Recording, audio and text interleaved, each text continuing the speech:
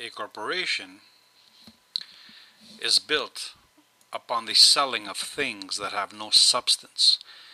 They are noetic merchants of delusion and fantastic hope.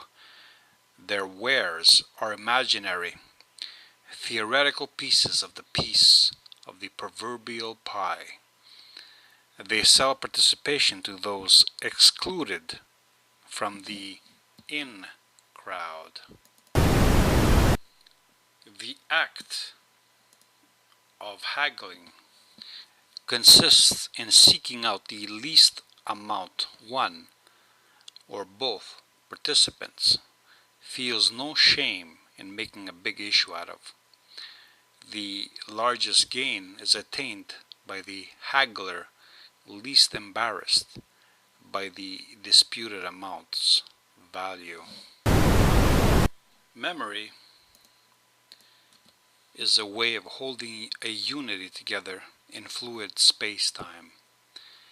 The fluctuating circumstances make identification with self, the creation of self, a matter of connecting the immediate abstractions with previous ones by finding relationships and similarities.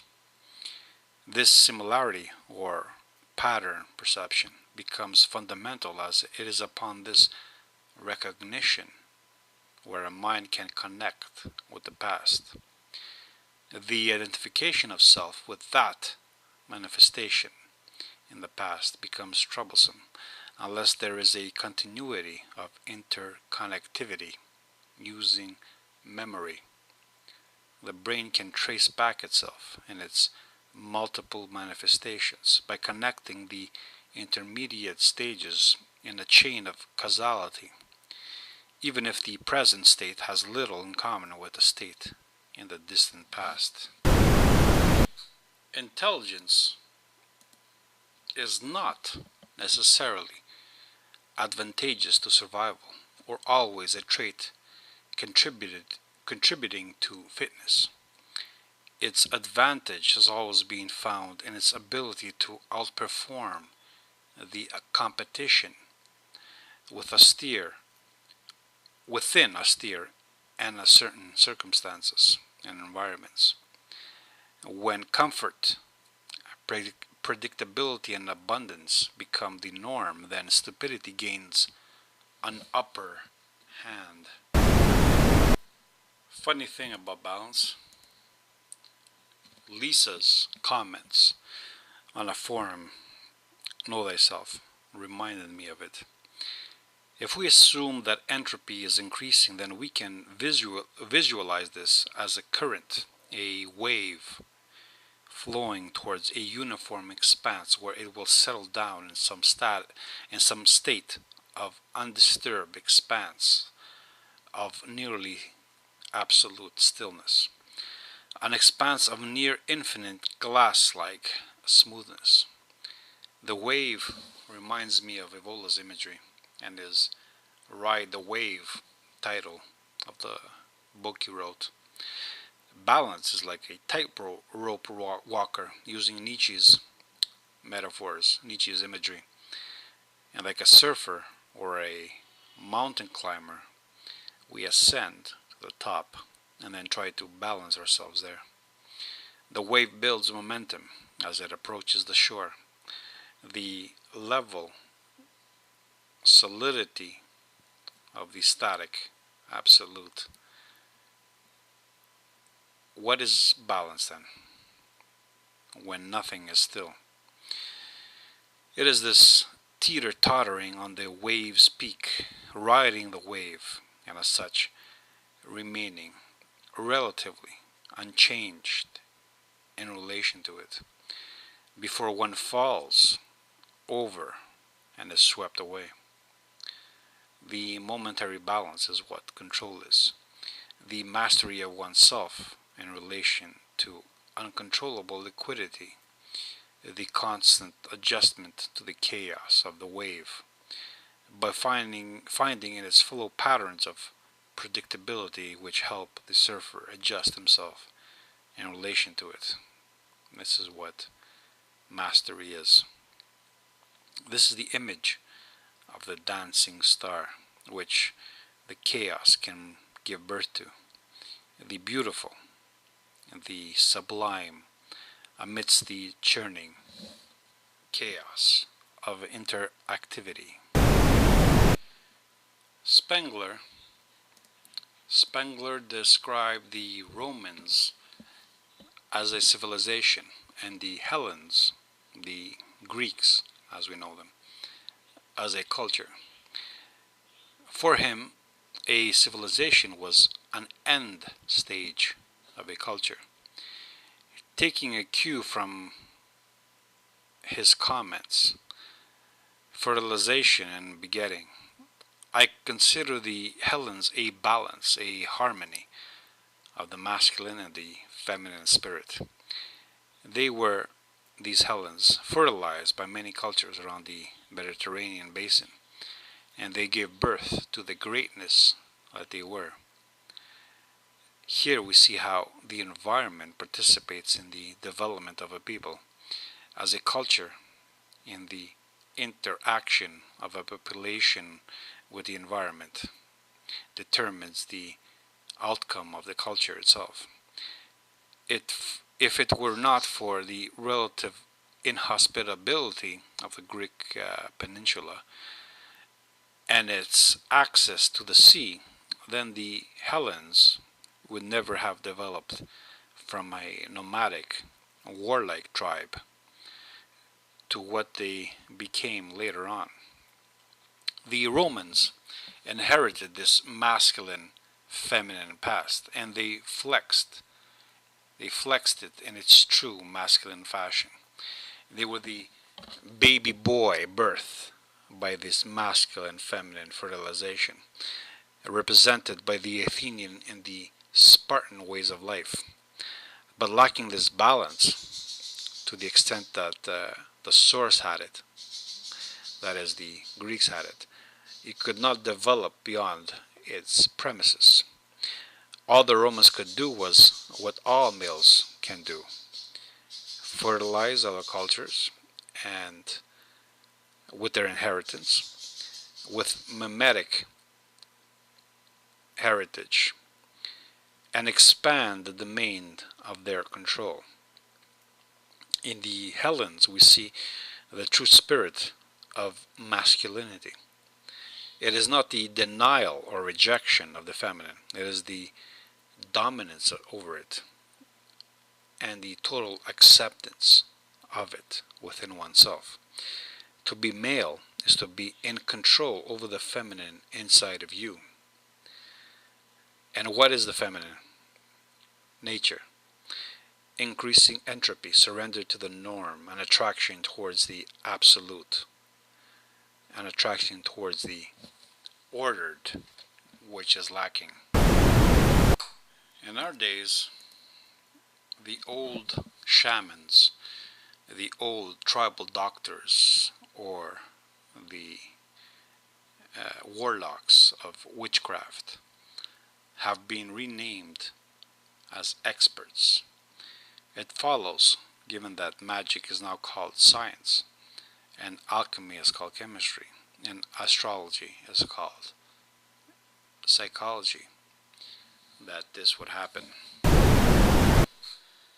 Expertise in our time has been institutionalized. It is now tightly regulated and controlled. An individual is given the right to be called an expert only after he or she exhibited the correct attitude and has managed to adequately absorb the correct material. Passing a few tests is required to determine how well the information has been integrated into the brain. From then on, the individual is given the certificate, a license, a diploma proving his or her success in passing the tests and proving that the individual has not gone off text nor displayed any resistance in absorbing the information, as it were. The individual can now disseminate this information under the supervision of the institution itself, and he or she can apply it in accordance with the teachings he or she has been given. His or her participation or intervention or critical engagement with the information need not go any further than a simple repetition and application of prescriptive precedent. Being the mouthpiece of the official doctrine in any field makes the individual unrestrained by any challengers and challenges that do not share in his or her institutionalized backing. To challenge an expert on his training, you must first be included within it, and with the reasoning it is based upon. That is, you must accept the underlying logic it is based upon. Teaching philosophy is not the same as practicing philosophy, just as teaching art is not the same as creativity. Going through the journey an idea has taken might be useful, but it is ineffectual when at the end of the journey there is nowhere else to go. All is politics and all is political. Politics is a term used to describe the practice and the study of human interactions and the hierarchies, stresses and balances these result in. Communism takes man, castrates him, amputates the parts it deems unusable, reshapes him by pushing down what cannot be cut away, abstracts him into a numerical value, ironically like capitalism does, and then proposes a solution which neglects the parts it wishes to dismiss as irrelevant or correctable with the appropriate education training. In this, it differs not from Christianity, which would explain why the two dogmas have been such passionate enemies. Flaccid peaceniks. Does not the peacemonger, like the warmonger, not seek to disarm his opponent? Does he or she not want to make the other less of a threat? Only difference being that the former uses methods which soothe the opposition by guiding it towards an equivocal sense of common identity. The hand loses its grip on the weapon, calmed into a state of listlessness with a soothing siren song. The doors are unlatched. The castle is open. The peace offering is no less a product of fear than the war offering. Did not the Greeks teach us as much with their Trojan escapades? It is only more cunning and insidious, more delicate in its feminine ways. It seduces from within, playing upon the anxieties of the other. Would not a virus trick the immune system by pretending to be of the same body? Would it not infiltrate its cells, even ever so softly, with probing gestures and adopted coatings? In the end, would it not kill with kindness, enjoying the power of doing so, telling the defender that a better state awaits him on the, quote, other side, and that all this suffering is not worth it, and that assimilation is best? In other words, that resistance is futile. Talk about the death wish. Angered frenzy can be a terrible thing, but more nauseating in the tender charms of the sycophant. One can almost see the serpent in the grass. An elongated flaccid penis symbol. Venom is how it compensates for a missing spine. Quality and quantity. Quality is a temporal designation representing a phenomenon's entire becoming. A quality is a past made apparent in the present, or projected towards the future. Quality. Quality is a spatial designation, reducing a phenomenon down to its appearance by eliminating the relevance of what preceded this appearance and that which determined it. A quantity is a manufactured singularity, an abstraction that can then be equated to any other reduction of it, reducing it so as to measure and quantify and then equate it, multiply it, divide it, add it, and subtract it. Conspiratorial minds are addicted to the idea that all things occur due to a willful intervention. In this way, they make the incomprehensible, the random, and the terrifyingly irrational more rational. The unforeseeable becomes something with a purpose, something they can then try to foresee, to understand, and to avoid. God is, of course, the ultimate conspiracy theory. But this is not to say that all conspiracy theories are not without merit, only that those obsessed with finding hidden hands and secret motives behind all events will think that a tsunami is also a product of human meddling and that a cloud is a secret sign. Paranoia is, after all, a defensive survival mechanism that can wrap perception. In the wild, an organism must be whipped up to a state of intoxicated madness, a state of frenzy to act in the foolhardy way that it does during the mating season. With man, the mating season never ends, and so this frenzy loses its magnitude when it gains in duration. Risk-taking is a year-long affair, with the probabilities that are never calculated or ignored when they are. How ironic it is that we are now in an age where we have access to a multiple of options, many different technologies, which offer us a way to deal with the problems which technologies have themselves created. Peddlers of technologies are the new age snake oil salesmen.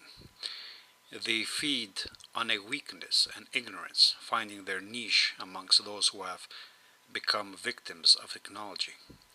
Technology coming in to heal the consequences of technological innovations in an endless cycle of consumerism.